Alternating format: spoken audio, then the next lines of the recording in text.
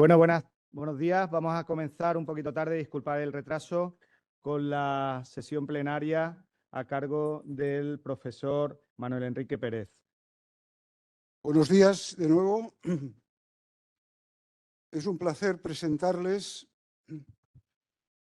al profesor doctor don Manuel Pérez Martínez, actualmente director del Departamento de Desarrollo Rural de la Pontificia Universidad Javeriana de Colombia.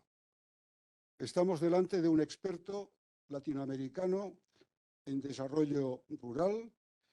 Ha trabajado para Naciones Unidas, ha trabajado en planificación territorial en distintas universidades, como por ejemplo la Universidad de Caldas, el Centro de Estudios Interdisciplinarios para el Desarrollo, Universidad de los Andes. Ha trabajado también para la Universidad Nacional de Colombia y actualmente dirige el Departamento, como les decía, de Desarrollo Rural de la Pontificia de Colombia.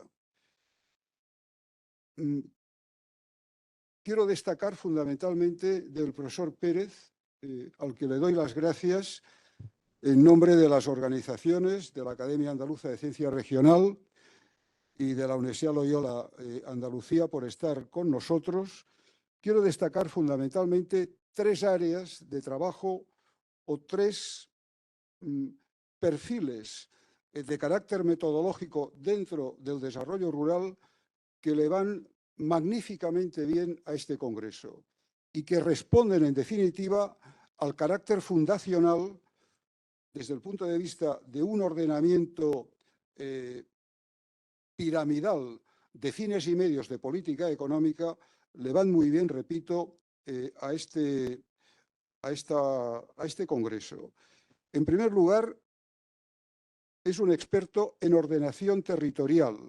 Ayer hablábamos evidentemente de los tres ejes fundamentales: el territorio, la población, los recursos, territorio, recursos, y el producto, es decir, producción, recursos productivos y territorio. Ha trabajado en ordenación territorial con especificidades en el campo rural.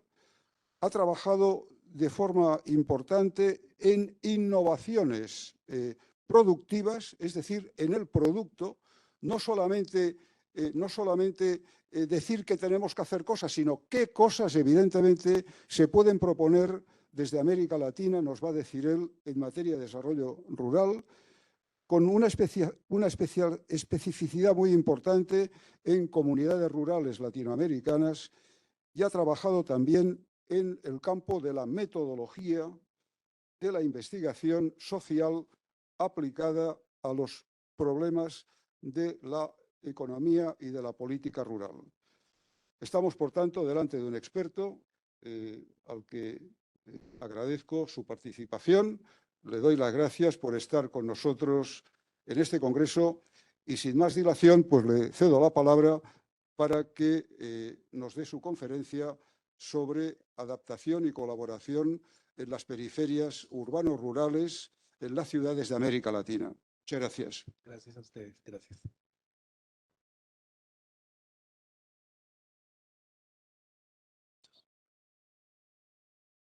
Bueno, pues muchísimas gracias. En primera instancia a la Fundación ETEA, al Instituto de Desarrollo, a todo el conjunto de la comunidad académica y profesional y administrativa de la Universidad de Loyola, y por supuesto a la Fundación Andaluza de Ciencias Regionales por esta invitación, por este encuentro que para mí, después de la pandemia, creo que muchos estábamos anhelando volver a encontrarnos en este tipo de escenarios internacionales, volver a dialogar con colegas latinoamericanos en contextos iberoamericanos, y creo que, bueno, llevo como 4 años esperando este evento y por fin llegó y por fin nos encontramos y por fin podemos avanzar en esas investigaciones. Muchas de las que les voy a mostrar acá y muchos de los avances de esta investigación se hicieron en plena pandemia, los avances de la investigación que les voy a mostrar, lo cual implica un primer reto que es pensarse el desarrollo rural en las condiciones de la distancia, de la virtualidad, de las nuevas inteligencias, y lo que implica entonces pensar en el contexto regional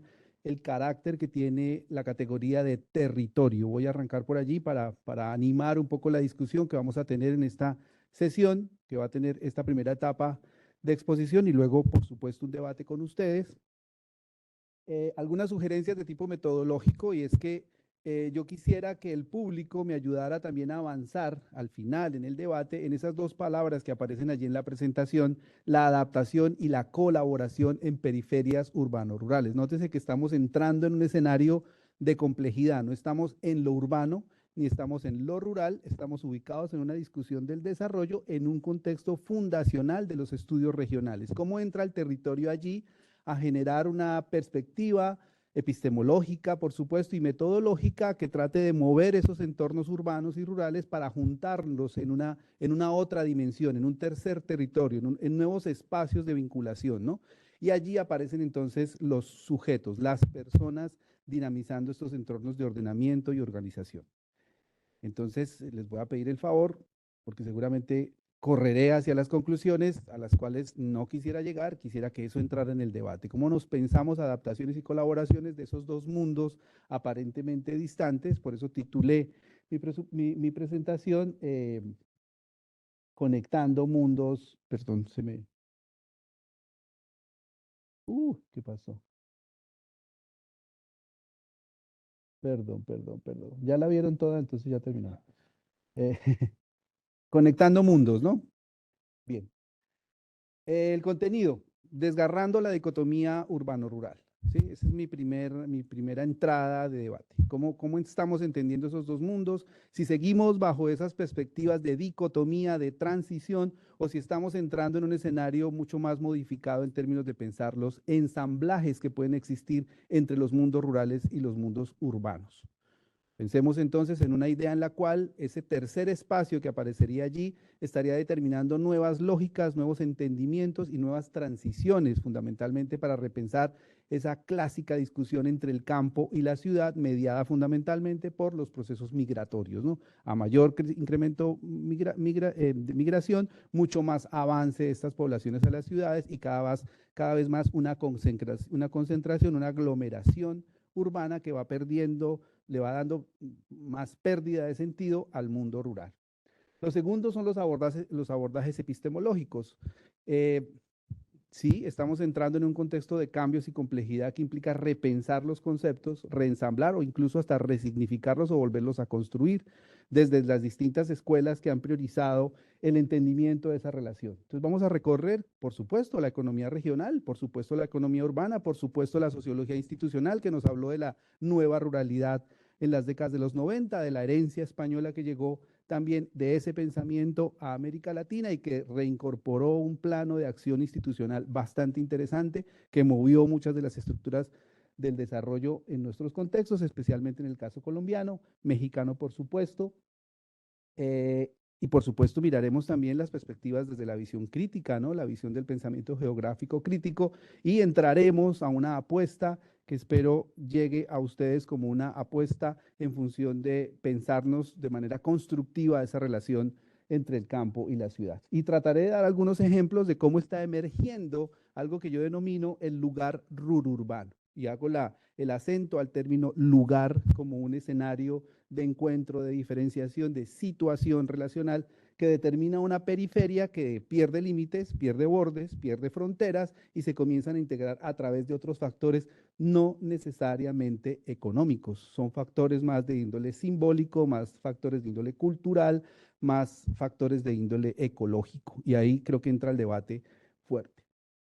Miraremos eso en las ciudades latinoamericanas, algunas experiencias y trataré de presentarles entonces lo que hice yo en mi tesis doctoral sobre los bordes de una ciudad que es la ciudad de Bogotá, los bordes urbanos rurales, transitar por allí, mostrar sus actores y al final pues la incidencia que tienen estos estudios rururbanos en la gestión pública, en el caso colombiano, y en la academia y en avances que hemos desarrollado alrededor de una red que tenemos sobre los estudios del rururbano en América Latina, de la cual pues esperamos un avance con ustedes y proyecciones que se puedan dar. Desgarrando la dicotomía, pues vamos a hablar de lo clásico, las cifras, ¿no? Este era el planeta hasta los años 80, un incremento poblacional muy grande en función del crecimiento de las ciudades. El 60% de nuestro planeta era rural, suelos rurales vinculados, intrincados con estructuras de conservación, de bosques, de agua, por supuesto, y ciudades pequeñas hasta la década de los 80, y el arranque que tiene esto hacia los 90, hacia los 2000, 2020, 2030, las proyecciones, pues nos muestran una variación del sistema. Estamos hoy a un 40% de la población rural sobre el planeta y un casi 60-70% de población urbana. Eso ya nos pone a pensar en los límites. Si notan los gráficos que están en este mapa, la mayor condensación de esa población está hacia las costas, hacia los límites costeros, ¿cierto? Están bajando hacia esas regiones y eso comienza a tener una implicación bastante compleja en las desigualdades que se comienzan a dar en función de migraciones que van hacia estas zonas y incrementan pues, la construcción, la vivienda y los proyectos inmobiliarios que están detrás de estas estructuras. Claramente es el descenso más fuerte que tenemos desde los 80, es la apertura, digamos, de la inversión internacional. Después se comienza a hablar incluso de términos como el extractivismo inmobiliario, el extractivismo urbano. Da la impresión de que se pierde la lógica de la expansión de la frontera agrícola y también se comienza a delimitar una expansión de la frontera urbana. Entonces pareciera que estamos llegando a los límites de ese crecimiento porque ya no tenemos hacia dónde más crecer, a no ser que nos inventemos ciudades acuáticas, que ya hay muchas apuestas de esas en países altamente desarrollados, pero ya nos pone a pensar es hasta dónde llegamos en los límites de esa relación. Y bueno, las cifras están mostrando un incremento de las ciudades intermedias, un incremento mucho más fuerte en relación con las migraciones y obviamente con la demanda que tiene la producción de alimentos para las zonas urbanas. Más de 4.000 millones de personas, incluso mucho más según las cifras del Banco Mundial, hoy viven en las grandes ciudades y es la gran demanda que existe. En estos días hablábamos incluso en las conferencias anteriores del vaciamiento que tienen las zonas rurales en el caso europeo, en el caso español, no hay gente, pero hay territorio, hay espacio, hay vivienda, hay arquitectura, hay patrimonio, pero se convierte en un valor de servicio, en una economía de servicio, no en una economía de producción o autogestión para las comunidades rurales. El caso contrario ocurre en América Latina. Hay mucho espacio, población relativamente estable en muchas regiones, pero mucha menor incorporación a las demandas del mercado urbano. Y bueno, las cifras están mostrando las contradicciones que hay en términos de la creación de ese empleo agrícola versus la creación del empleo en la agricultura y en la población urbana. Cada vez más se incrementa la empleabilidad hacia las zonas urbanas. Eso implica mayor deseo de salir del campo para ir a la ciudad, donde se están generando condiciones pues, de acceso a vivienda, educación, a servicios. Y América Latina, ahí ven en la parte inferior de la gráfica, pues van a ver varios de los países, el caso de Colombia, de Perú, que ya están transitando hacia esta zona más fuerte de vinculación de trabajo y empleabilidad en zonas urbanas, y obviamente los países de Asia pues están ligados fundamentalmente a una disminución de esa relación con la ciudad y a un mantenimiento de esas relaciones de actividades productivas agrarias. Lo mismo ocurre en el acceso urbano, que mejora las aguas y los accesos en la ruralidad. Es decir, hay un incremento. Evidentemente estamos tratando de ver condiciones de desigualdad que no necesariamente son monetarias, sino que también son de acceso a servicios. Lo curioso es que está incrementándose cada vez más un esfuerzo importante a raíz de los ODS también en resolver los temas de accesibilidad en las zonas urbanas, periferias urbanas, para resolver los temas de agua. Y ahí, pues lo están viendo en las gráficas, cada vez más el acceso rural tiende a crecer. Luego, entonces hay una suerte como de estabilidad entre la zona urbana y la rural. Es una generalidad estadística, por supuesto, habría que mirar ya particularmente las diferencias, pero las ayudas en términos estadísticos de lo que hace pues, las informaciones del Banco Mundial nos están mostrando tendencias de crecimiento más fuerte, resolviendo problemas de desigualdad y en este caso problemas de acceso al agua. Evidentemente, la superación de este proceso se confronta frente a los usos de la tierra. Estamos llegando también ya a un altísimo proceso de producción, monocultivos, expansión de monocultivos, entre esos ya nombramos la ganadería, ya nombramos la soya en América Latina, pero por supuesto los hidrocarburos, entonces cada vez más tierra explotada, cada vez menos tierra en función del acceso y la habitabilidad. Sumémosle a eso la minería, como les decía también. Y obviamente esto va a afrontar grandes dilemas en términos de la degradación del suelo. Cifras próximas nos hablan de casi 2.000 millones de personas y casi 1.9 mil millones de personas por hectárea de tierra que se ven afectadas por la degradación de los suelos. Una cosa es la degradación de los suelos, como lo veíamos ayer, por los incendios, por las inundaciones, y otra cosa es la degradación de los suelos en función de la construcción de infraestructura gris, es decir, puentes, vías terrestres, transportes, servicios habitacionales, que están generando lo que clásicamente se conoce como las islas de calor. Entonces vamos a tener una mayor condensación y calor en los centros y unas zonas húmedas justamente en las periferias, donde hay otros territorios que intentan integrar aportes o adaptabilidad a las condiciones climáticas. Pero el factor fundamental aquí es el deterioro de los suelos, ¿sí? Hemos encontrado en muchas de las regiones de América Latina que es en esos bordes donde se ubican los rellenos sanitarios, es en esos bordes donde están los parques mineros de extracción de grava, arcilla y arena para la construcción, y es donde habitan pues las economías informales, los barrios populares, los asentamientos informales que mantienen esa relación. Ahí comienzan a aparecer una serie de dilemas en términos de las cifras. Si alguien me pudiera decir en el auditorio si sabemos cuánta gente habita en esas periferias, sabemos más de cuántos habitan en los centros urbanos o en los centros rurales más dispersos que en los bordes de esas ciudades donde se hibridan, ¿cierto? Se ensamblan poblaciones rurales y poblaciones urbanas al tiempo, pero también población marginal, pero también población excluida, pero también población desplazada. Entonces estamos entrando en un escenario de altísima complejidad, porque una cosa es construir un acueducto para 2.000 familias en un barrio, más interesante, crea impuestos, que construir un acueducto para 30 familias en una zona rural. Eso genera unas descompensaciones gigantescas, sumado a que en esas periferias aumenta la degradación de esos suelos. La fórmula es compleja, no, perdón, es muy sencilla, no es compleja, es muy sencilla. Lo que están viendo en la gráfica del fondo, pues es la perspectiva de lo que se denomina la ciudad neoliberal. Fíjense que es una ciudad que no tiene fronteras, no está ligada a las fronteras, todo está aunado hacia los centros. Cada línea que ven allí puede ser, qué sé yo, una carretera, un vuelo aéreo, puede ser un espacio electromagnético por donde viajan nuestras ondas de celular, pero todo está altamente ligado hacia la idea de la concentración. ¿Qué pasa en los bordes? ¿Qué pasa en las periferias de estos lugares en todo el planeta? Y esto nos lleva un poco a pensar la lógica de esas condiciones globales que tienen que ver fundamentalmente con las especificidades económicas y productivas extractivistas globales.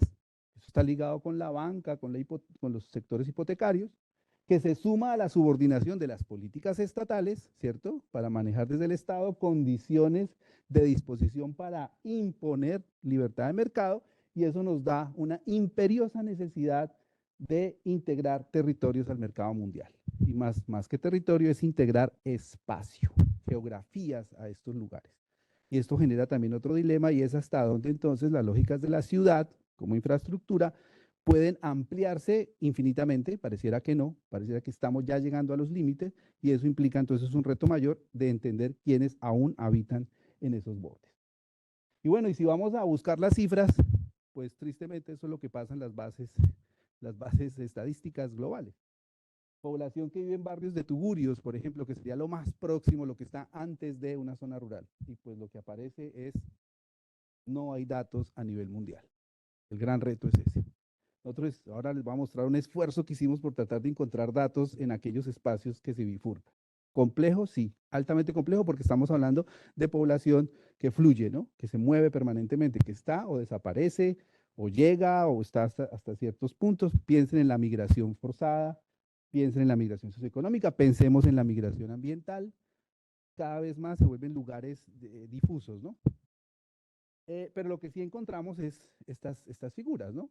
Encontramos áreas en donde se compacta la residencialidad, se conecta por carreteras, por autovías, y hay unos espacios que se van segregando, están ligados a la agricultura periurbana, a la agricultura urbana hacia los centros, y hay una suerte de agricultura intermedia que no termina de entenderse si es la que se hace en patios o en jardines o en pequeñas áreas de 200 metros con su vivienda. Aparecen una serie de fenómenos ahí curiosos. No son familias pobres, son familias que tienen recursos, tienen tierra, tienen en algunos casos propiedad, tienen vivienda, tienen acceso a agua, pero están en ese péndulo, ¿no? Entre la ciudad y el campo.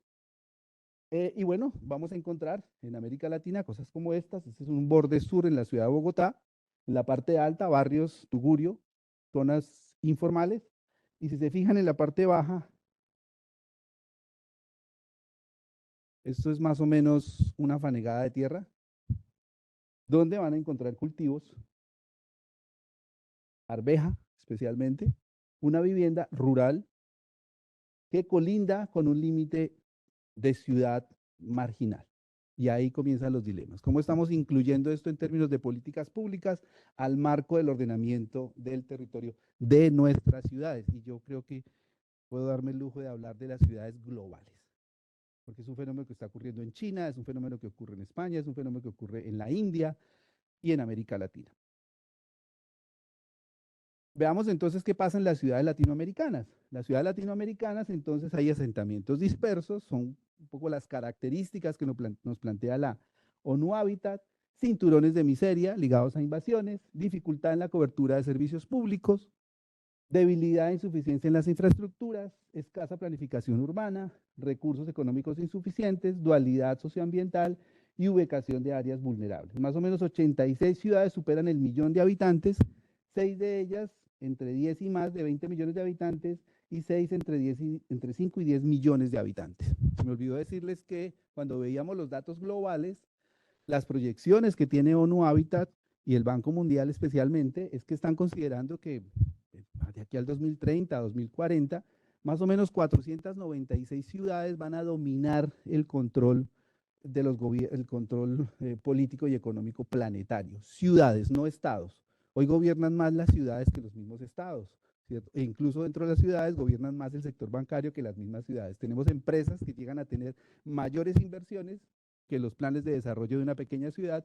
En América Latina, la Exxon o la Petroleum Company o las grandes petroleras pueden tener más recursos que un pequeño municipio en cualquier parte del planeta. Y eso ya genera unas distorsiones de desigualdad sin precedentes. Un poco está la película en América Latina. ¿Qué se viene haciendo en América Latina en términos de intervenciones? Pues vamos a encontrar, especialmente en el Caribe, una fuerza muy grande en proyecciones de ordenamiento territorial, más hacia la vía de la primera generación de los ordenamientos territoriales que tienen que ver con sector inmobiliario. Esa fue la punta del iceberg, es decir, avanzar en construcción de viviendas, unidades residenciales, para incluir esa masa de población que desde los finales de los años 60, en muchas ciudades de América Latina se promovió ese éxodo del campo a la ciudad.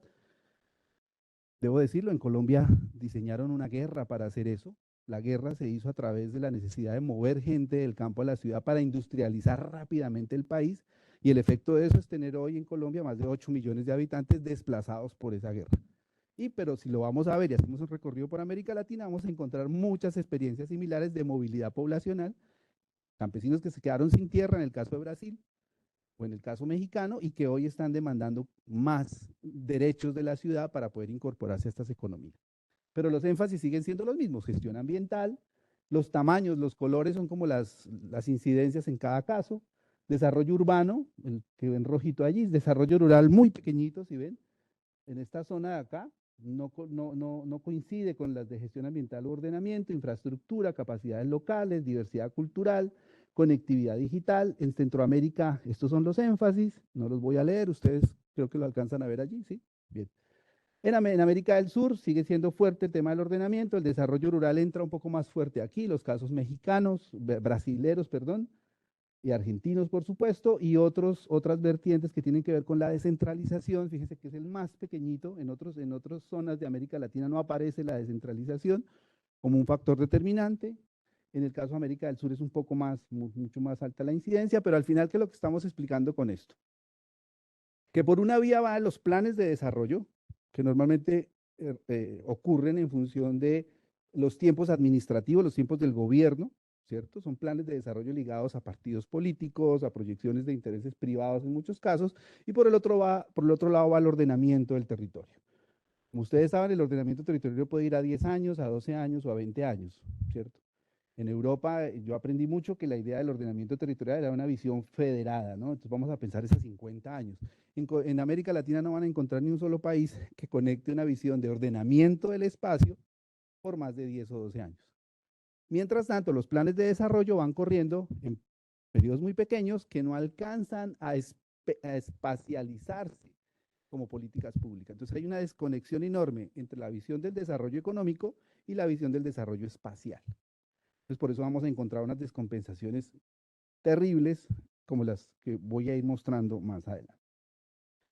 Vámonos para Cuba, vamos a hacer un paseo a Cuba para que vean esas implicaciones que tienen esas transformaciones. Vamos a ir hacia el proceso de urbanización turística y la ocupación del suelo en la península de Icacos. La península de Icacos queda por este sector, al final de Varadero. ¿Conocen Varadero? ¿No conocen Varadero? Bueno, y si van a Varadero, miren lo que se van a encontrar. Vamos a ir hacia allá. Aquí queda La Habana, la ciudad de La Habana. Todo esto es Varadero y vamos a ir ahí a la península de Icacos. Vamos rápido ahí. Esto es 1995, aquí está la península de Icacos. Este borde de acá quiero que lo miren muy bien, las fortalezas de esta herramienta de Google Earth. Si le damos ahí, miren lo que pasó a 2016, en un periodo de más o menos de 8 años. ¿Vieron lo que pasó ahí? Nos metemos allá en esa zona. Esa es la misma zona. Estos eran campos de producción de caña. Estamos hablando de más o menos unas 2.000, 3.000 hectáreas, más o menos. Año 2003, miren lo que ocurre al año 2018. Inversión inversión hotelera. Ahí están los Meliá, los Hilton, que transformaron toda la estructura, incluso hicieron una modificación potentísima aquí en esta zona de acá, si la ven acá, era un sitio de pesca tradicional y se convirtió después en un gran puerto con yates, clases altas. Primer ejemplo, la isla de Cuba. Y ahí comencemos a pensar todos los efectos que tiene esto en función de ordenar estos territorios. Claro, primer renglón del desarrollo económico cubano, el turismo. Entonces la inversión se aceleró enormemente y se transformaron las estructuras de uso del suelo. Pero lo mismo está ocurriendo en Buenos Aires. Si bajamos al sur, estos son recortes que hice al mapa en Google Earth, donde el proceso de expansión se da en no menos de 15 años, especialmente hacia la zona de las redes de horticultores que hay por este sector en Buenos Aires. Caso de Chile, similar, las zonas amarillas son, insisto, de hace 10, 12 años, no voy a pasar por eso. En la Amazonía colombiana ya encontramos el primer anillo de urbanización en la Amazonía, ¿cierto? Este es el caso de Colombia. Por el otro lado tenemos el caso de Brasil. Los puntos rojos son centros poblados, centros urbanos. En el caso de Colombia, vamos a encontrar lo mismo. En el caso de Colombia, todas estas zonas han sido zonas de colonización. Muchos de estos factores de colonización han sido vía la colonización armada de las fuerzas insurgentes hasta la firma de paz. Pero muchos de estos pequeños pueblos se fundaron en función tanto de la expansión de la colonización armada, también de la colonización vía la coca, la ganadería, el caucho y los bosques, por supuesto, y la otra es algo que se devuelve, la población que se devuelve hacia el piedemonte andino y comienza a poblar capitales como Florencia, es decir, esto ya es población migrante, capitales como Mocoa, en Putumayo, en los límites con Perú y con Ecuador, y hasta Leticia, más otros frentes por acá. A los 4 niños, supieron, ¿no? Los 4 niños que se perdieron en la selva, los encontraron más o menos en esta zona. Pero eso ya son zonas impensables en procesos de encontrar urbanización y resulta que ya estamos encontrando procesos de urbanización, edificaciones de más de 2, 3 pisos en áreas de colonización, lo que era tradicionalmente una aldea de cultivo básico. Ya estamos encontrando infraestructuras uniformes. Esto también viene avanzando producto, por supuesto, de la economía emergente, del narcotráfico, que ha venido acelerando los procesos de ocupación, de volteo de esos suelos. No voy a entrar en las cifras, pero estamos hablando de más o menos una densidad regional de 19 habitantes por kilómetro cuadrado. Se comienza a abrir la selva y a concentrarse la ocupación urbana. Y el mismo ejemplo lo podíamos tomar en el caso de los centros poblados en Brasil. Bueno, esto nos muestra, según estudios pues, fuertes alrededor del tema de la geografía crítica, de la sociología, de Saskia Sassen, esos componentes explicativos, ¿no? Estamos frente a una formación predatoria que a partir de la década de los 80 ha impuesto 2 características centrales en esa relación. Uno, la expansión de cadenas de suministro, la materialización de áreas económicas clave, ocasionando la tercerización de las manufacturas, que se concentran en zonas de bajo costo y regulaciones débiles, es decir, las periferias de las ciudades. Es más barato, encuentra tierra allí, suelo para industrias o para la explotación. Y por el otro lado, el aumento de las finanzas de red, que son instrumentos donde se titulan tierras entidades que conceden, y los gobiernos conceden a esas entidades condiciones para que las empresas extranjeras comiencen a invertir sobre esas zonas, se vuelven capitales móviles, pueden entrar y salir, ¿sí? Piensen en la minería, por ejemplo, y adquirir tierras para plantar biocombustibles, instalar o reubicar grandes infraestructuras urbanas, mercadear hipotecas y explotar sin control los recursos minero-energéticos que vamos a encontrar en esas periferias. Entonces ya el asunto de la periferia no es el asunto del hasta dónde termina la ciudad, sino que la periferia se nos vuelve un asunto es global, ¿no? Hasta dónde crecen esos procesos. Al final, estamos frente a un mosaico laxamente interconectado de desarrollos geográficos desiguales, que se han venido dinamizando a consecuencia de la acumulación por despojo. ¿En dónde ocurre? En las periferias. Y bueno, lo que nos está diciendo es que aquí comienza a importar la teoría, cómo estamos leyendo conceptualmente estos debates. Claramente la convergencia hacia el bienestar no ha ocurrido, la vemos cada vez más distante, más desigualdad, más pobreza, más aislamiento, no obstante que estamos hoy cada vez más sumergidos en la inteligencia artificial, por ejemplo. Las desigualdades geográficas se han ampliado, no se ha reducido la pobreza mediante las ideas neoliberales, ojo con esto, y hay un gran debate sobre los indicadores de los ODS, siguen replicando la sectorización, siguen replicando la empresarización, eso está bien, la escala regional igual, y ahí el tema territorial comienza a devenir un impacto más fuerte y es la degradación ambiental, que la vimos ayer en varias de las explicaciones que nos dieron. Ahora bien, entremos al otro escenario, los abordajes epistemológicos de cómo se ha venido estudiando el vínculo urbano-rural. Y les dejo a ustedes sus propios análisis para mirar en dónde hemos estado, en qué hemos fallado conceptualmente frente a esa relación. Vamos a encontrar un primer paradigma, que es el paradigma de la economía regional. Tiemblo, como decía ayer uno de los expositores, porque estoy pues en una escuela andaluza de estudios regionales, ¿cierto? Región, regiré, gobierno. Territorio, territorium, los latinos decían territorium, tierra que pertenece a alguien. Luego entonces lo territorial y lo regional parecieran entrar también en tensión. Lo regional está en una escala mayor, lo territorial está en una escala menor. Pero está mediado por las relaciones de poder. Como alguien nos lo decía hace un rato, creo que era una persona de la FAO, ahí hay unas relaciones de poder en la escala territorial, de múltiples formas de poder. Probablemente en la escala regional hay una sola, el Estado, el mercado y el derecho, la trilogía. En el territorio la cosa se nos vuelve mucho más compleja. ¿Cómo se ha estudiado eso desde la economía regional? Alguien me decía, es la ley de las 3D. Los conceptos son distancia, demografía y división. Coloque ahí distancia, demografía y división entre lo urbano y lo rural. Y ese ha sido todo el juego de la economía regional. Y obviamente los temas son las teorías de los lugares centrales, ¿cierto? Son sus conceptos fuertes, más o menos el gráfico que vimos hace un rato, ¿no? De las líneas y los contactos, polos de crecimiento, demografía, densidad y distancia, salarios, costos económicos, recursos, entrelazan bienes y servicios, la geoestadística, los fractales, los sistemas de información geográfica y los autómatas celulares hoy se convierten en la manera de entender esa escala del vínculo urbano-rural. Pero si se fijan, nos alejamos del territorio, se nos amplió la escala, nos movemos por píxeles y nos movemos por estadísticas. ¿Dónde están las personas? Pregunto yo. ¿Dónde están los procesos sociales? ¿Dónde están las incidencias? Se pierden dentro de esa escala. Clave el proceso, claro, porque nos ayuda a entender una relación de escala mayor. La región como un ente de poder en esa trilogía Estado, Mercado, Derecho. Bien. El paradigma ecológico, voy a resumirlo muy rápidamente, pues funciona sobre la relación estructura-función, el énfasis es biológico, la relación es el paisaje y lo denotan como paisaje periurbano o el denominado ecotono, que son aquellos lugares de franja de estructuras ecológicas, bosque, agua, y donde se pierde esa relación con lo urbano en términos de pues, infraestructuras, ¿no? Y poblamiento. Para esta perspectiva es importante el riesgo, la salud humana, la crisis ambiental, los flujos metabólicos, los ecosistemas y la biodiversidad. Claro que también son importantes una perspectiva que enlace lo biológico con lo estructural del desarrollo urbano. Pero si se fijan, no ha aparecido lo rural en ninguna parte hasta ahora, ¿no?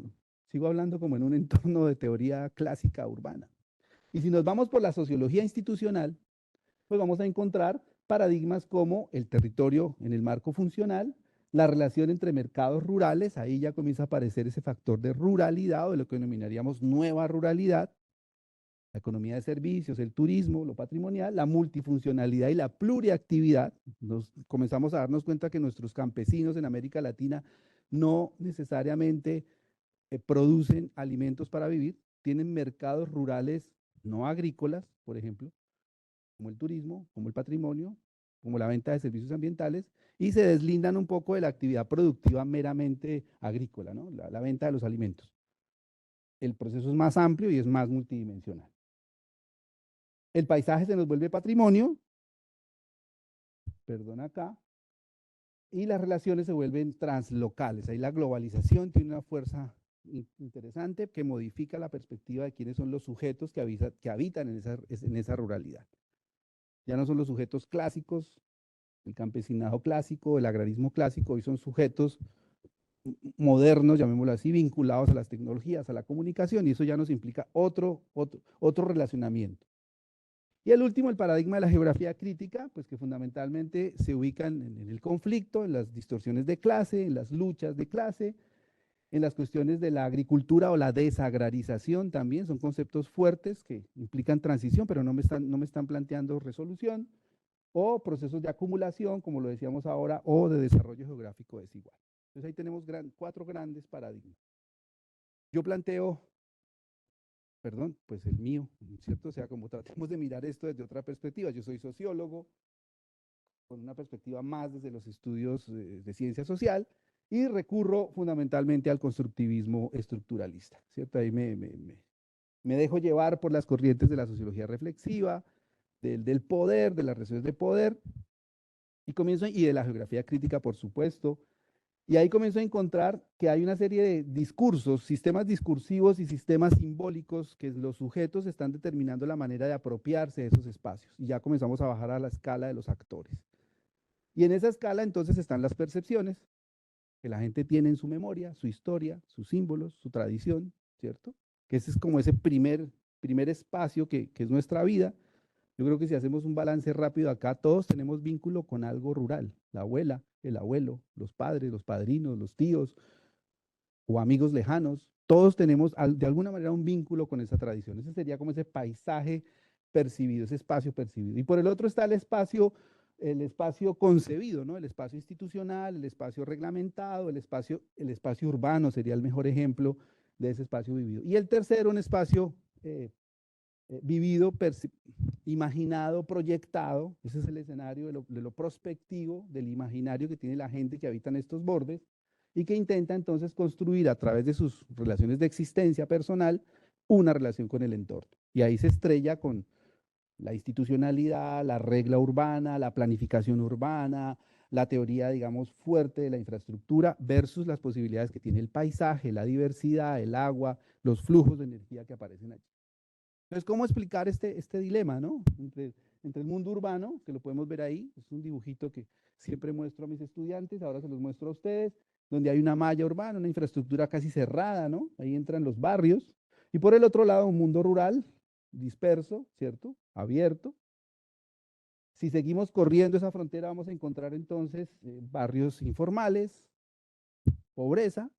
Si seguimos corriendo la otra frontera de lo rural al urbano, pues vamos a encontrar los bosques, el paisaje, recursos, y algo ocurre en la mitad, algo ocurre entre lo rural y lo urbano, a lo cual yo lo llamo pues un proceso de expansión que presiona esas periferias y un proceso también de reacción, de retracción de esas periferias, es decir, son lugares que no terminan de irse ni de un lugar, ni de un lado a otro. Para poner un ejemplo clásico, hay jóvenes en las zonas rurales de América Latina que se levantan a las 5 de la mañana, ordeñan su ganado, recogen su cultivo, bajan a sus colegios urbanos, estudian, se conectan a internet y a la noche vuelven de nuevo a su zona rural. Y están a cuestión de 20 minutos, 40 minutos de distancia.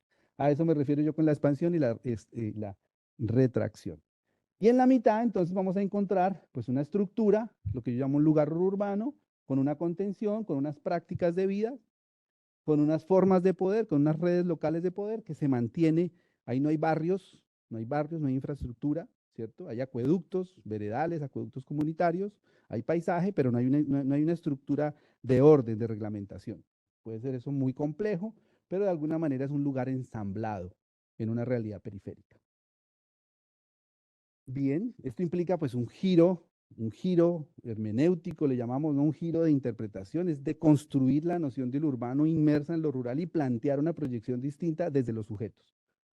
Eso implica entonces una mirada hacia los valores, hacia las intenciones, hacia los comportamientos y los intereses de las personas, ¿no?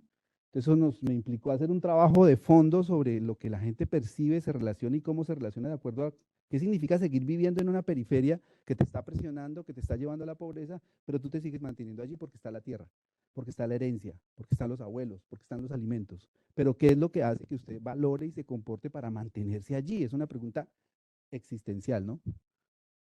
Y por el otro lado, por supuesto, las condiciones de poder, ¿no? Las estrategias, las regulaciones, la forma como la gente transforma esos lugares, cómo regula, cómo diseña sus propias regulaciones sin el Estado encima, lo hace solita. Voy a mostrar ejemplos de eso ahora. Y en la mitad, entonces, un vínculo complejo. Voy a tratar de explicarlo ahora con más detalle en los ejemplos. Y eso da un sentido del lugar. ¿M? No voy a entrar en los detalles conceptuales sobre esto. Saskia Sassen nos dice, ok, estamos entonces frente a un fenómeno socioespacial autocontenido, donde la planificación es un tanto subversiva, es un tanto combativa, es un tanto en resistencia, se reinventa día a día, se renegocia día a día con el alcalde local, con el presidente de la junta, con el vecino, pero no es el barrio, insisto, no es el barrio, es una unidad territorial eh, en continuo proceso de ensamblaje. ¿Hacia dónde? Ahora les voy a mostrar los casos específicos. Ok, entonces veamos, vámonos a la Ciudad de México, vámonos a Xochimilco, a encontrar esos espacios, esos lugares urbanos. Xochimilco, bueno, México, perdón, hay gente de México acá, ¿sí? Me contradice si digo algo erróneo, pero pues México tiene casi 22, 23 millones de habitantes, su área metropolitana, ¿no? Su área, digamos, central, DF, pues son más o menos 8, 10, creo, ¿no? Puede ser un poco más. Pero hay una cosa curiosa en este mapa. Si me dan un poquito de luz oscurita aquí, se va a ver mejor. Hay una cosa curiosa en este mapa, dos cosas curiosas que les voy a mostrar, y es ese parche que ven ahí. Y en ese parche vamos a encontrar eso, y en este parche vamos a encontrar las chinampas, la producción agrícola, rural. Ahí venden las lechugas producen las lechugas de McDonald's y otras cosas más que habitan allí. Y esto se enfrenta a una lógica urbana metropolitana, pero eso sigue persistiendo en ese límite. Creo que estamos de acuerdo, ¿no, compañeros mexicanos? Eso persiste en ese límite. Mi pregunta siempre es, ¿cómo diablos persiste? ¿Por qué persiste? Vienen las preguntas. Vámonos para otro sitio complejo. Este sí que me enloquece la cabeza y espero que ustedes también queden un poco enloquecidos. Quiero que vayamos a este lugar. Es bien interesante. ¿Lo ven ahí? ¿No les da la sensación de algo extraño? Está como muy bien hecho, ¿no? Un círculo muy bien hecho. Bueno, ese es el Cerro Sico. Amigos y amigas, es un cráter. Ah, bueno, van a apagar la luz. Es un cráter que se apagó hace muchos años, muchos años. Y en ese cerro, al interior de ese cerro hay algo que lo podríamos denominar como un sistema de solución adaptativa. El cráter siempre estuvo allí. ¿Mm?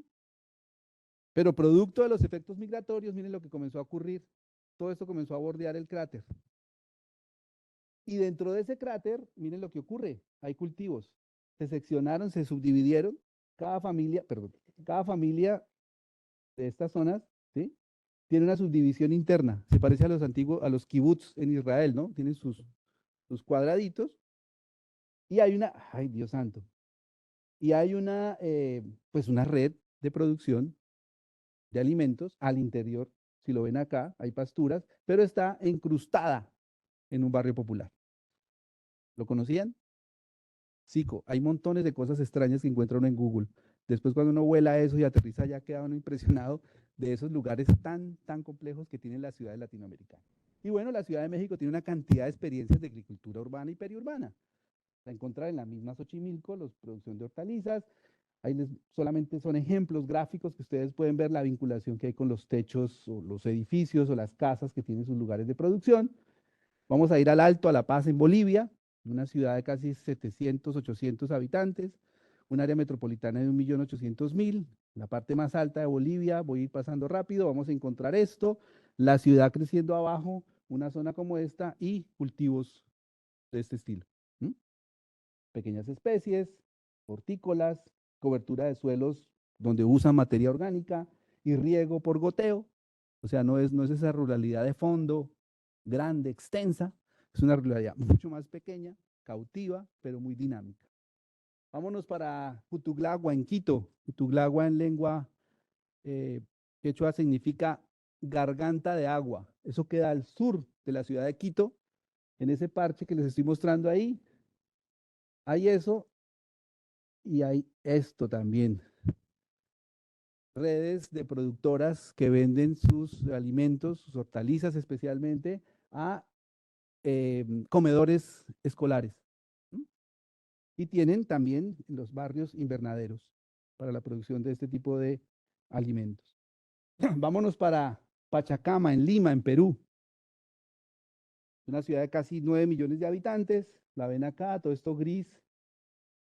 El área metropolitana casi 9 millones, pero si se fijan aquí hay un parche curioso, que es este, y que produce esto. Las imágenes creo que me ayudan a resumir muchas cosas para no detener.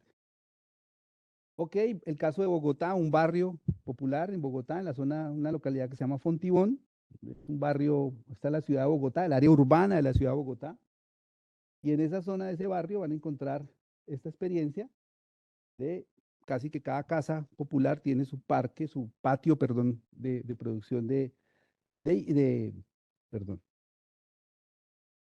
perdón, de hortalizas también, y la base fundamental son las redes de intercambio, ¿sí? Entonces están las juntas barriales que se ligan con la escuela ambiental, ¿sí? Y se van generando mesas, alianzas a nivel de red. Entonces aquí no es solamente la tierra, sino el capital social que nutre esa relación del vínculo urbano-rural, ¿sí? Con instituciones urbanas, con secretarías del sector público, con sectores privados para vender sus alimentos. Y eso entonces nos está mostrando una geografía bien interesante. Esto lo saca la FAO en el año 2014, un estudio sobre las ciudades más verdes de América Latina, y encuentran casos como los que están viendo allá citados, ¿cierto? Es una población que va entre los 1.500 a 5.000. En el caso de Haití son casi 25.000 habitantes que habitan en esas periferias en la capital de Haití. Y así sucesivamente, no voy a entrar en detalle sobre esto, pero sí algunas cosas interesantes, y es que son las mujeres las fuerzas motrices de esa actividad productiva. Primer elemento. Y lo otro es que en esas zonas, pues estas cultivadoras se enfrentan a espacios reducidos, a contaminación pues, por residuos y a una baja calidad de las condiciones de vida y suministro del agua. Esto es lo que les mostraba hace un rato. Dijimos, bueno, venga, tratemos de medir dónde está esa periferia rurarbana. Entonces, ¿qué hicimos? Cogimos unos datos, unos muestreos de estadísticas nacionales en Colombia, acceso a vivienda, acceso a agua, acceso a electricidad, educación, salud, las cuestiones, factores, digamos, determinantes, y juntamos el dato que ven aquí rojo, rojo es en zona rural, y el dato azul que ven aquí es en zona urbana. Cuando hicimos el cruce de todas estas variables, comenzamos a encontrar una cosa extraña en la mitad, una población que está entre lo urbano y lo rural, que no demanda necesariamente lo que requiere un poblador rural, tierra, por ejemplo, o un poblador urbano, acceso a un servicio público. Demandan otro tipo de elementos, como por ejemplo, calidad de vida, no contaminación, acceso a mercados, ¿cierto? Claro, son pobladores que tienen su tierra, a diferencia de un poblador en una zona urbana que tiene su taller o su panadería en el primer piso de su casa, mientras que nuestros pobladores en esa periferia tienen su casa, pero además tienen su huerto. Entonces ahí las necesidades son totalmente distintas. Este tipo de estadísticas nos ayudan a entender que existe el lugar urbano estadísticamente hablando. El reto a lo cual quiero invitar a esta mesa y a este congreso es que tenemos que comenzar a levantar las estadísticas de esos lugares periféricos, porque se nos están perdiendo en las manos. De las zonas que les mostré en México, en Ecuador, en Bogotá, no existen esas estadísticas. Y llevadas a este nivel, pues nos muestran unos territorios bastante complejos. ¿Eso qué nos quiere decir? Que estamos entonces frente a unas características de la agricultura urbana, esto lo dicen los clásicos de los estudios de la agricultura urbana, ubicada en zonas urbanizadas, bajo condiciones de conocimiento bajo o medio en la producción agrícola, superficies de cultivo reducidas, alta densidad urbana, pocos recursos naturales, versus esa que está al otro lado, que sería una agricultura periurbana, donde hay, digamos, hay un equilibrio entre la producción y el mercado, ¿cierto? Hay un mercado, hay una distribución, unos flujos, una transformación, pero en la mitad aparece un lugar periférico que se caracteriza por otros elementos, como por ejemplo la dirección. Está conformada por intelectuales campesinos. Vamos a encontrar allí entonces lideresas que han estudiado trabajo social, pero se mantienen en sus fincas y se relacionan a través de una organización comunitaria para acceder a un mercado. Eso es distinto al que vive en un barrio y tiene su huerto en la terraza, o distinto a quien vive con una extensión más grande en otro lugar. En el punto intermedio vamos a encontrar entonces una mezcla rural-urbana de pequeños cultivadores, incluso de semiocupados o desempleados urbanos. Fíjense que ahí está el híbrido del proceso. Ahí las ideologías están relacionadas en lenguaje sobre lo étnico, sobre lo racial, sobre el género, sobre la sucesión generacional, sobre la justicia territorial y el derecho, por supuesto, a la relación con la ciudad. Las estrategias productivas pues están ligados a la biodiversidad, a la transición agroecológica, a entrar en una condición, digamos, de mercados limpios, y esto comienza a demandar la necesidad de una demanda urbana consciente para consumir esos alimentos. Algo que nos pareció sorprendente fue que en medio de la pandemia fueron estos lugares los que abastecieron a las tiendas de los barrios o incluso a las viviendas. En mi caso, tocó comprar hortalizas de estas zonas para poder llevarlas a otro punto de la ciudad, porque no existía al cercano a la ciudad, eso generaba mayores costos y venía de más lejos, esto lo teníamos muy cerca a las zonas habitacionales de los asentamientos informales, pobres de la ciudad de Bogotá. El costo era más bajo, pero se aseguraba alimento. Y eso ocurrió durante casi todo el año pues, de la pandemia más fuerte y del aislamiento que tuvimos, producto de estas técnicas y estas tácticas particulares. Vayámonos a Bogotá rápidamente. Bogotá es lo que ven aquí a mi margen, a su margen izquierda. Si les preguntara a ustedes qué área de suelo tiene Bogotá, seguramente dirían, pues, el 90% es urbana, ¿no? No. Bogotá tiene el 75% de su área distrital, de su control gubernamental, que es lo que ven en color verde más oscuro, como suelos rurales.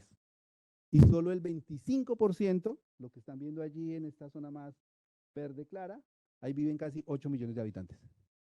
Pero Bogotá la componen 8 localidades que tienen vínculos rurales. Es decir, estamos hablando de un área de casi 122.000 hectáreas de suelo rural versus solamente 40.900 hectáreas de suelo urbano.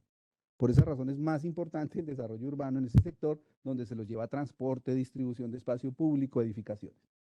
Bien, vamos a ir a la zona sur de la ciudad de Bogotá, un río, el río Tunjuelo, la localidad de Usme y la localidad de Ciudad Bolívar. Fíjense, son terrenos rurales que están dentro del aparato gubernamental del Distrito Capital. Voy avanzando, bueno, eso es un recorte de la zona donde se hizo el estudio, en ese borde urbano rural. Se aplicó una metodología integrada de cartografía social, de georreferenciación, de análisis de actores, no voy a entrar en detalles sobre esto. A esto lo llamé un método integrado, un método etnográfico integrado, para poder leer en distintas escalas esos procesos. Se trabajó con 140 personas de la zona, productores, líderes locales, algunas personas del sector público, del sector académico. Y estos mapas que van a comenzar a ver aquí, pues son cartografías elaboradas por la gente, dibujando sus zonas urbanas. Ahí va a aparecer la relación entre las tierras de las haciendas, el minifundio y la agricultura y el agua. Para darles una idea rápida, en la parte alta está la zona de las antiguas haciendas, en la parte baja están las zonas de otras haciendas, pero ya más ligadas a la producción de cebada y papa. Aquí hay pueblos fundados, el pueblo de Usme es un pueblo fundado en 1672, que habita ahí todavía, está lo único que queda es la iglesia. Y bueno, eso fueron elaboraciones hechas por la gente, un detalle de esas elaboraciones hechas por las comunidades, los ríos, las haciendas, los chircales, que eran los antiguos lugares donde se elaboraba el ladrillo para las casas, Entonces era una combinación entre minería artesanal, agricultura. Aquí ya entra el proceso de urbanización. Noten que aquí ya comienza a cambiar el color. Este color verde eran sitios de producción de alimentos. Aquí ya comienza a aparecer un color rojo. Ahí ya comienza a avanzar la ciudad sobre esa zona. Si lo vemos más en detalle, pues vamos a encontrar entonces la explotación de la megaminería con cementos mexicanos, Holcim Suiza, la Fundación San Isidro y una cantidad de empresas locales que se comenzaban a concentrar en esta zona para la extracción de ese material. Hay un embalse, el embalse de la regadera, hay un sistema de áreas protegidas que lo vamos a ver aquí en el borde, y lo que ven aquí en el centro ya fue la subdivisión de las haciendas en pequeñas veredas, ¿sí? Que no pasan de 4 hectáreas más o menos. Ok, alguien me decía, pero Manuel, esto es lo que dice la gente. ¿Cómo no lo va a creer un estudio serio, público, oficial?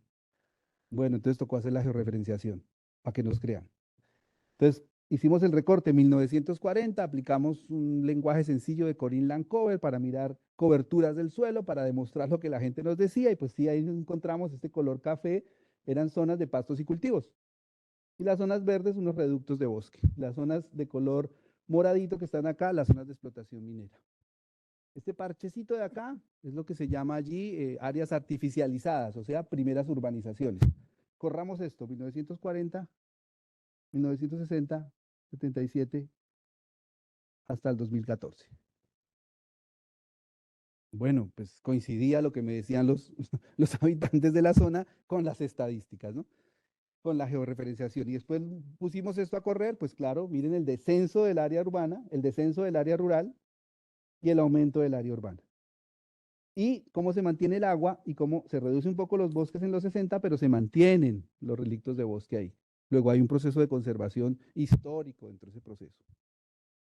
Y bueno, esos son los escenarios que comenzamos a aterrizar en esos paisajes rurales. Hay una gran cantidad de efectos de adaptabilidad ambiental, ¿cierto? Hay remoción en masa que afecta la rentabilidad de los suelos, pero también hay un uso intensivo de la tierra, hay un deterioro de esos suelos, hay pérdida del agua subterránea, lo que llaman allá los ojos de agua se están perdiendo en esa zona versus las necesidades de producción que generan entonces factores de impacto eólico, como lo ven acá, y de erosión, y especialmente de remoción en masa. Se está moviendo eso fuertemente en la zona.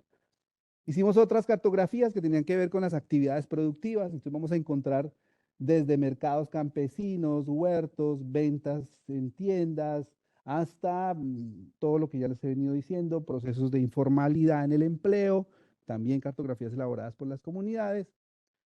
Pero encontramos del lado rural una capacidad asociativa impresionante, que son unidades familiares de lo que llamaríamos la agricultura familiar, muy localizada, muy focalizada en la escala comunitaria, y ahí vamos a encontrar una cantidad de asociaciones, desde producción de fresas, arvejas, transformación de productos lácteos, turismo, y cuidan mucho el agua, ¿no? Los acueductos, que llamamos allá acueductos veredales. En la zona, eso es en la zona de Usme, también turismo, ofertas turísticas y transformaciones de productos. Y una particularidad que tiene la ciudad de Bogotá, que espero nos sirva para el debate ahora. No conozco otra igual, lo he dicho en muchas conferencias y la gente me dice, sí, es cierto, vamos a ver si aquí me pasa lo mismo. Pero Bogotá, haciendo la revisión en América Latina, ha sido, probablemente pueden haber ahora nuevas, la primera ciudad latinoamericana que tiene una política pública de ruralidad distrital. Es decir, los campesinos en los años 2007-2008, el primer gobierno de izquierda que tuvo la ciudad de Bogotá, promovieron a través de la idea de Bogotá sin hambre, una gran asociación campesina para formularle a la ciudad un pacto de política pública, que es lo que ha generado las mayores distorsiones en el entendimiento del ordenamiento territorial de la ciudad de Bogotá. Cuando ustedes revisen los debates de ordenamiento territorial, es que los planificadores de la ciudad no saben qué hacer con sus periferias rurales, no saben cómo ordenarlas, no saben cómo planificarlas, porque la escala sigue siendo la conectividad regional, el proyecto metropolitano, no las relaciones de producción a escala de la economía campesina. Y bueno, tiene esos 4 ejes: institucionalidad, territorialidad, desarrollo humano sostenible, seguridad alimentaria e identidad y culturas campesinas. E incluso se llegó tiene un reglamento, el reglamento 327 del 2007, que lo volvió un instrumento de política. Con muy pocos recursos en los otros gobiernos, hasta el día de hoy hay muy pocos gobiernos, se han desarrollado una cantidad de reglamentaciones alrededor del tema del abastecimiento alimentario de la ciudad, la creación de los mercados campesinos locales. Estos campesinos llevan sus alimentos a los barrios populares, pero ha habido una dificultad enorme que es el tema financiero, ¿no? Cómo movilizar esas economías de proximidad de una manera más dinámica. Pero sí han logrado mantener los mercados campesinos. Esta es la plaza de Bolívar en Bogotá. Es una plaza donde está el gobierno, al fondo está el Congreso de la República y todos, creo que es el 17 de septiembre más o menos, los invito si pueden ir a que visiten el mercado campesino de la ciudad de Bogotá, donde bajan estos campesinos de las periferias a vender sus alimentos. Esto ha sido apoyado por Oxfam y otras organizaciones internacionales. Y un elemento importante que fuimos encontrando fueron las redes locales, ¿sí? Una capacidad impresionante de relacionarse con la institucionalidad pública y privada, con universidades a través de proyectos de investigación. Dentro de esos aparece la Universidad Javeriana, un grupo semillero que tengo yo sobre el trabajo ligado a estas zonas y una cantidad de procesos de economía solidaria que han comenzado a trabajar en este sector y otros proyectos de investigación que hemos desarrollado. Pero aquí lo importante es la dinámica de relaciones que hay allí. Las flechas están indicando conflictividades o están indicando procesos de intermediación, consensos, cooperación, pero lo único que quiero mostrar aquí es el capital social que está inmerso en estas periferias. Vamos allá al acueducto Aguas Doradas. El acueducto Aguas Doradas está en esa zona, es un acueducto que está aquí en este sector, zona rural. Aquí termina la ciudad. Aquí hay una cosa que dice hallazgo arqueológico. El alcalde hace más o menos unos 8 años pretendía correr la frontera urbana para poblar todo esto, hasta acá más o menos.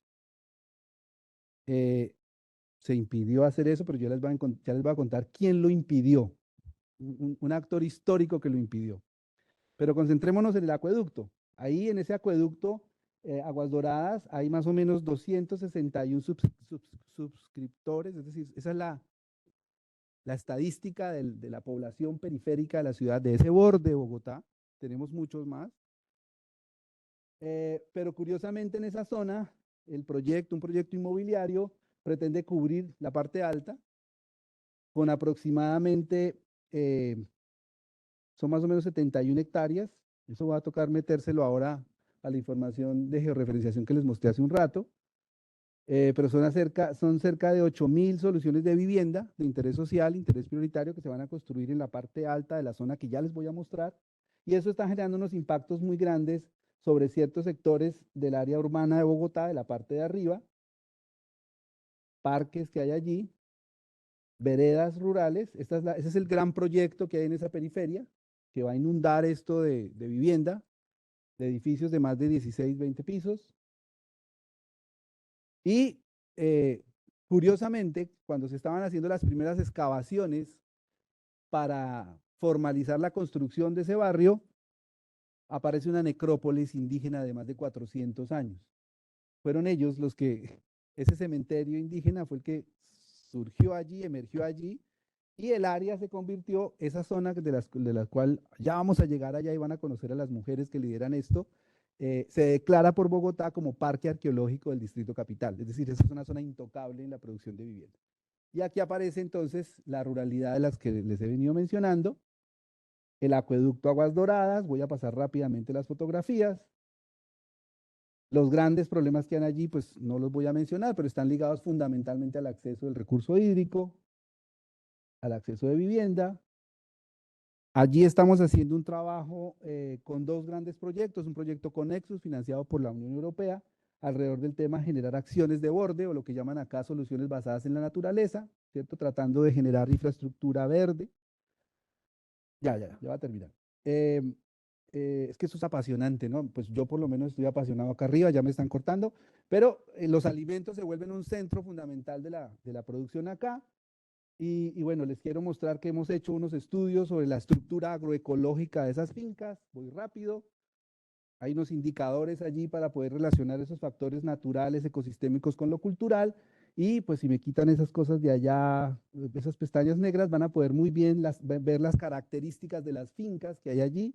Son fincas diversas, fincas que están cercanas a corredores de bosque, como ven aquí. Aquí está la finca que está dibujada por la comunidad, pero como ven allí hay una riqueza en términos de biodiversidad, de agroecosistema muy interesante. Voy a mostrarles fotos de la zona, producción hasta sobre rocas, más producción en materiales pues de la zona, la producción de hortalizas, las mujeres productoras, la diversidad de productos que hay en ese borde, la Corporación Mujer y Tierra, que es la que ofrece los servicios agroturísticos, una propuesta de ordenamiento territorial, no voy a entrar en detalle sobre eso, hay mucha información sobre esto, les puedo dejar mi correo para enviarles documentación, libros que hay sobre esto. Hemos hecho un trabajo muy fuerte en aportar toda esta información al Plan de Ordenamiento Territorial de Bogotá, del cual se incluyeron 2 capítulos, el capítulo ambiental y el capítulo de ruralidad, donde se generó esa relación de política. Salieron por fin los mapas, se cartografiaron los lugares rururbanos en la ciudad. Aquí hay varios libros de mi autoría que dan cuenta de ese proceso. Hacemos parte del encuentro de estudios latinoamericanos del rururbano. Vamos para el tercer encuentro en octubre del 2024. 2 libros que también pueden conseguir digitalmente. Y si quisiera que alguien del público me leyera este testimonio de un campesino de la zona para cerrar ya la discusión. No sé si alguien me quisiera leer eso, porque es que lo quiero oír en otro idioma. Siempre lo oigo en español colombiano y me gustaría oírlo en otro acento. ¿Quién lo quiere leer o lo leo? ¿Nadie lo quiere leer? Hazle. Gracias. Dale, un acento mexicano, bien. Es difícil tenerles confianza a las entidades públicas. Pueden ser cosas buenas, como las que poco o muchos aquí se han hecho. Pasará este gobierno y otros vendrán y nos dejarán en la misma. ¿Quién sabe? ¿No? Para terminar este asunto, lo único que aspiramos es que esos proyectos los podamos construir entre todos. Ya llegará la hora de discutirlos y mirar a ver cómo es que es la cosa. ¿Lo qué? Si nos quedamos claro, es que desde estos lugares se seguirá manteniendo el campo, se conservará lo que se tiene y se luchará porque seamos reconocidos. En esta situación, o nos juntamos unos y otros, eso sí, reconociendo lo que somos y hemos construido como territorio, o estos lugares de naturaleza con nosotros adentro. Habrá que borrarlos del mapa, ahí iremos viendo a ver por dónde nos topamos. Eso era todo, muchas gracias.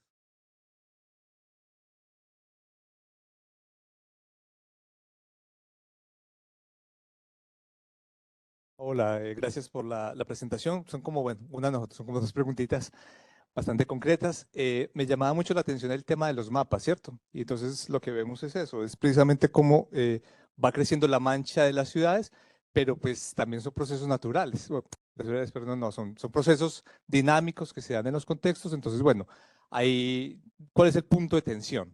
Las ciudades van creciendo y indudablemente van incorporando lugares que están en esa franja urbana y pues, bueno, hay zonas de conservación, hay zonas donde hay límites físicos, pero suele suceder, ¿no? Yo particularmente vivo en un lugar que hace 10 años había cultivos y hoy ya hay complejos edificios. Y lo otro es, hace falta también la perspectiva de gentrificación de esos espacios urbanos. Creo que con la pandemia, bueno, de pronto en varios lugares se dio, y es el desplazamiento de las personas que pueden habitar en contextos más, en estos lugares urbanos, con poderes adquisitivos bastante altos, donde hay una característica que es que no se pierde la identidad rural, es más, se trata de mantener. Ese es el plus del asunto. Se trata de mantener esa identidad rural, pero quienes asientan o viven allí ya no son los campesinos o la población pues, tradicional, sino pues población de extracción urbana con altos ingresos y que vienen asentándose en estos lugares y pues no lo veo ahí como muy desarrollado en tu presentación. Entonces, interesante también conocer un poco, pues porque no solamente quienes habitan en esa urbanidad es personas que están en condiciones críticas, ¿cierto? Sí los hay muchos, sí, pero no necesariamente hoy en los contextos de Colombia o en muchos contextos de estas ciudades se presentan como esas situaciones, ¿no? Entonces, un poco como conocer esa, cómo lo ves, ¿no? Gracias.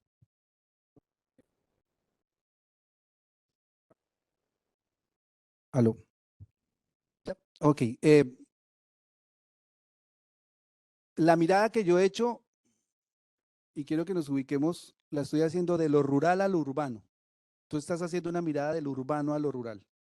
La mirada del urbano a lo rural lo que trae es una condición de cultura urbana que tiende a la gentrificación. Aquí estamos en barrios, no barrios, perdón, unidades campesinas, de vivienda campesina, de vecindad campesina, que se han construido desde lo que se conoce en Colombia el páramo del Sumapaz, es decir, de una tradición campesina que baja del páramo hacia la ciudad y se estrella con el borde urbano. Distinto a pensar del urbano hacia lo rural, donde entra la infraestructura, la inmobiliaria y los sectores, digamos, de gentrificación que estás planteando. Estamos en el sur de la ciudad de Bogotá, es una zona que no ha tenido la elitización que tiene el norte de la ciudad de Bogotá, hacia los municipios de Chía, Zipaquirá, Cajicá. Ahí sí podemos ver una mayor condensación, es más tierra con mayor valor. Pero yo creo que el dilema más grande aquí es la categoría de valoración de los usos del suelo, ¿cierto? La expansión de lo que vieron en las últimas gráficas son los últimos metros cuadrados, son más de 2.500 metros cuadrados que tiene la ciudad de Bogotá como suelo de expansión. Y ahí viene el proceso creciendo. El suelo urbano, claro, el suelo rural es el que es más complejo porque tiene otras actividades productivas y está enraizado dentro de la estructura ecológica.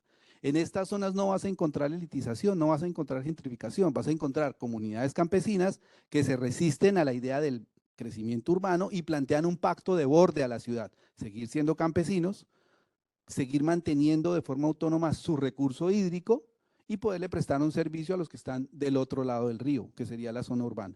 Entonces, fíjate que la mirada, si eso es como si estuvieras en el océano, te paras en un barco y miras la costa, ¿cierto?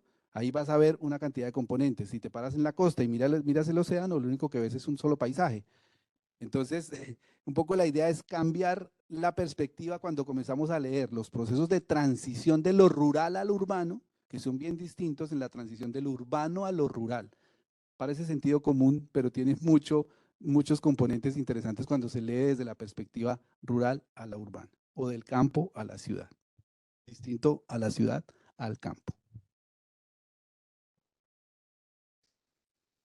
Muchísimas gracias, profesor. Y nos marchamos hacia las sesiones plenarias, perdón, hacia las sesiones paralelas. Cerramos esta segunda sesión plenaria en el día de hoy. Muchísimas gracias a todos.